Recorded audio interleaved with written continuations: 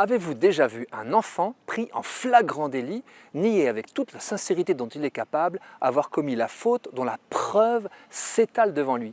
Je fus cet enfant-là et j'en suis encore tout surpris, 50 ans plus tard. D'un côté, je sais qu'on avait prévu ce jour-là 6 meringues pour le dessert, qu'il n'y en avait plus que 5 au moment de passer à table et que de méchantes miettes blanches agrippées à mon pullover me dénonçaient. Les apparences étaient contre moi, mais d'un autre côté, je me sens encore innocent, blanc comme neige, victime d'une injuste accusation de vol. Car si je n'ai aucun souvenir du larcin, j'ai encore en mémoire le sentiment d'injustice que l'accusation, pourtant justifiée, a provoqué. J'ai donc refusé l'idée d'être coupable parce qu'elle m'était insupportable. Grâce à cette expérience, je ne m'étonne pas de voir la scène se reproduire parfois quand des enfants s'enferment dans le déni, et aussi avec tant d'adultes. L'homme est capable de nier l'évidence en présence de l'évidence même. « Qu'as-tu fait de ton frère ?» est-il demandé au premier fratricide. Caïn répond du tac au tac. « Suis-je le gardien de mon frère ?» Quant au roi David, coupable d'un adultère meurtrier puisqu'il a fait tuer le mari de son amante Bethsabée pour éviter un scandale, il faut une parabole du prophète Nathan pour qu'il prenne conscience de son crime et s'en repente piteusement. Prompt à nous scandaliser du comportement d'autrui, je pense que nous serons tous d'accord pour affirmer que si les autres reconnaissaient leur tort envers nous, le monde tournerait mieux. Mais nous, je veux dire, et si je commençais par reconnaître mes propres torts? C'est là que ça se corse.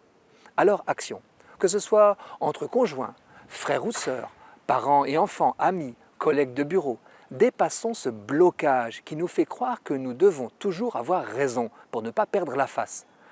Je suggère 3 étapes. D'abord, se décentrer de soi pour regarder la situation conflictuelle de plus haut, là où l'autre se révèle moins sombre que cela m'arrangerait et moi moins innocent que je l'imaginais. Le moyen imparable pour relativiser sa position, c'est de se mettre à la place de l'autre.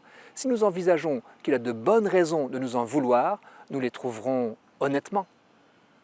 Seconde étape, regarder en face notre propre aveuglement. L'orgueil nous pousse à l'auto-justification. Notre désir d'avoir raison dissimule la honte qui nous étreint à l'idée d'avoir tort. Pour sortir de l'impasse, le constat est à inverser. Celui qui reconnaît ses torts grandit, même aux yeux des autres. La vérité libère. Nous voilà sans doute plus paisibles en présence de nos fautes. Troisième étape, avouer ses torts aux personnes blessées ou lésées. Cela se passe face à face, sans passer par la case auto-justification. Je tenterai de réparer les dégâts, de m'engager à des changements concrets pour ne pas recommencer, tout cela en laissant à l'autre le temps qu'il faut pour accepter ma démarche. Un dernier mot. Cette fois, l'exemple de Jésus, agneau sans tache, est inopérant, mais le Seigneur a pensé à tout avec le bon larron. Parce que son compagnon de torture a humblement reconnu ses torts, le Christ le prend avec lui dans l'éternité bienheureuse.